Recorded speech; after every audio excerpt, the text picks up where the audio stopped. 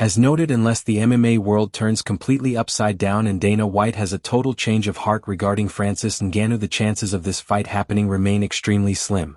Francis has also repeatedly called for a boxing match against former champion Deontay Wilder. More recently, there has been speculation that Ngannou could face the new PFL heavyweight champion Vadim Nemkov next. UFC updates: after the latest ESPN UFC card aired this past week, the promotion is heading into a 6-week break. That said, fights are still being announced, so let us take a look at the latest updates.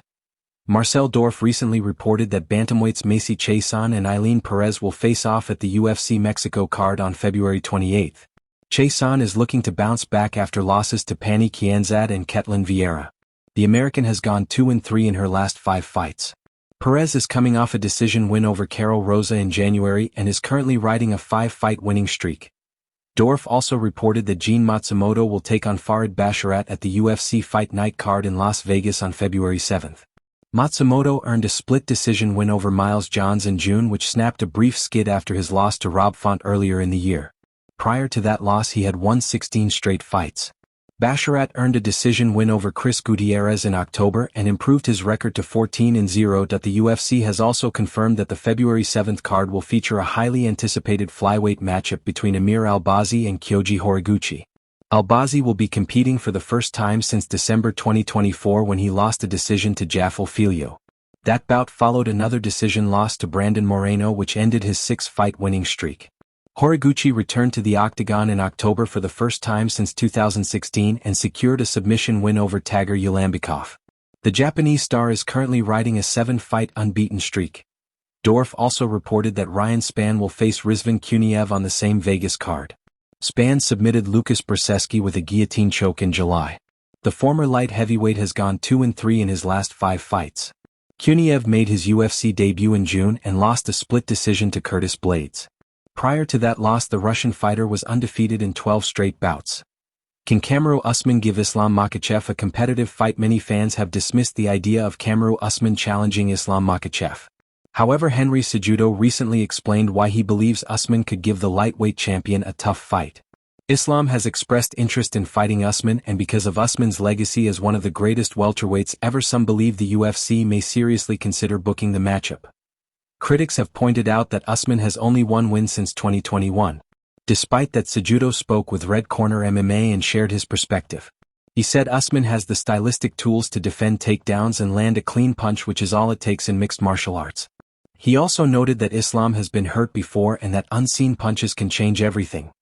Cejudo also praised Usman's speed, power and experience while acknowledging Islam's elite skill set, including his striking, wrestling and defensive awareness. While he admitted Islam would likely be favored, he said he would never count out the Nigerian nightmare. On paper, it is easy to see why Usman could present challenges for Makhachev. He is a high-level wrestler with dangerous striking and pushed Khamzat Chimaev to the scorecards in 2023.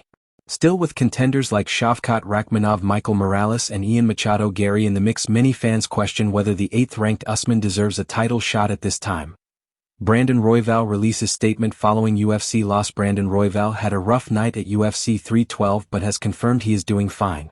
Royval faced the dangerous Manel Kape in the main event and was knocked down by a barrage of punches in the opening round. The fight was stopped at the 3-minute 18-second mark. Following the loss, Royval shared an update on social media stating that while he was disappointed, his health is fine and he plans to fight again.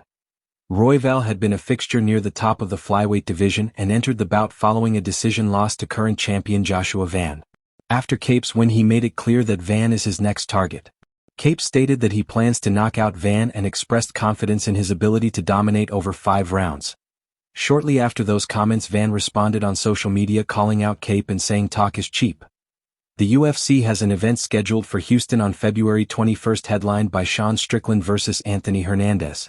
Because of that, it seems unlikely the promotion will add a title fight to that card. It is also unclear when Alexander Pantoja will be ready to return after suffering an injury at UFC 323. While there were concerns he would be sidelined for a long time, Pantoja has stated he does not expect to be out for too long. That wraps up today's video. Make sure to subscribe and turn on notifications so you never miss an update.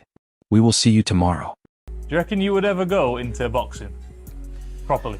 Would you? Is it a route that you'd ever go down? I'd never be a world champ. I wouldn't try and be a world champion. You need to dedicate your whole life, don't you? Yeah, but you was good at boxing, though. I was, coming from an MMA background. Yeah, but I spent my whole life doing MMA now, haven't I? For me to be like 33 and then think that I'm going to win a world title in boxing, it's unrealistic. I don't know so much, you know, because with your speed as heavyweight, you got to think in boxing.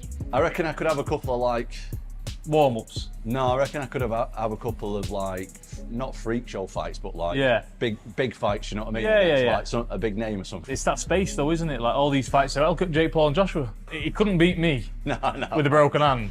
No. So how are you going to go from me to fight somebody like him? It doesn't make any sense. Who do you think Tom should fight if he was to box?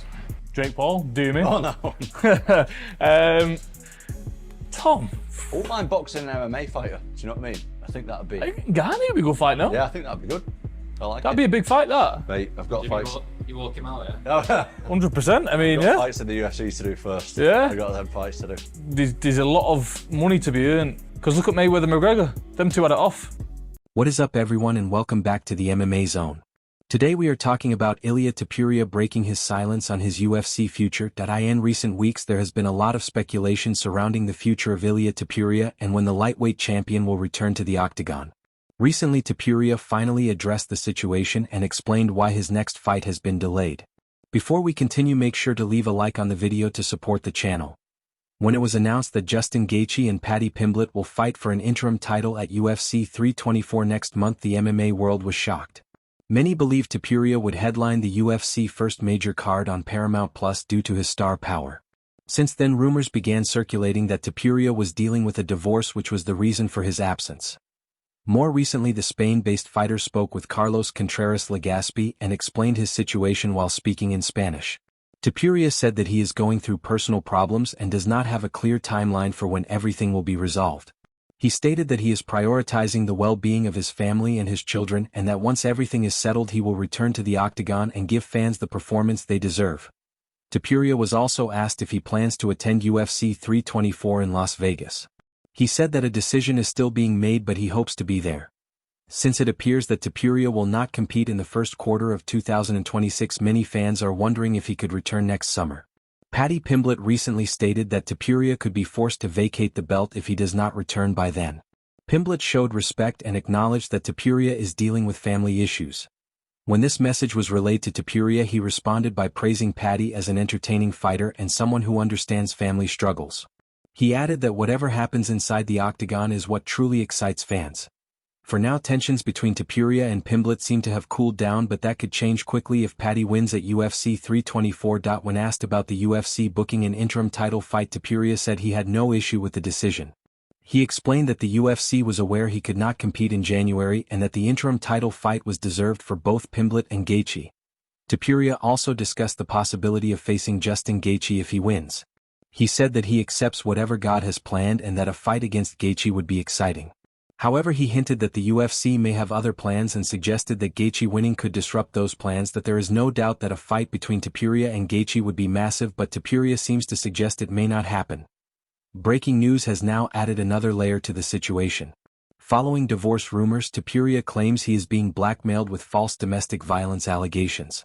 He released a statement saying he has been subjected to threats and extortion attempts and that all evidence has been preserved and submitted to judicial authorities. Topuria stated that he initially stayed silent to protect his children but realized that silence allows false narratives to spread. He emphasized that he has never engaged in violence and expressed full confidence in the legal process. He also asked for privacy for his family during this time. In other news, Tom Aspinall has shown interest in a potential boxing match against Francis Ngannou. Ngannou has stated multiple times that he wants to continue boxing and his PFL contract allows it. After Ngannou was knocked out by Anthony Joshua in 2024, he made it clear that he plans to return to boxing. Aspinall recently spent time with Tommy Fury, who asked him about boxing. While Aspinall dismissed a full boxing career, he did leave the door open to a potential crossover fight. Let me know if you want this shortened or adjusted for a specific platform.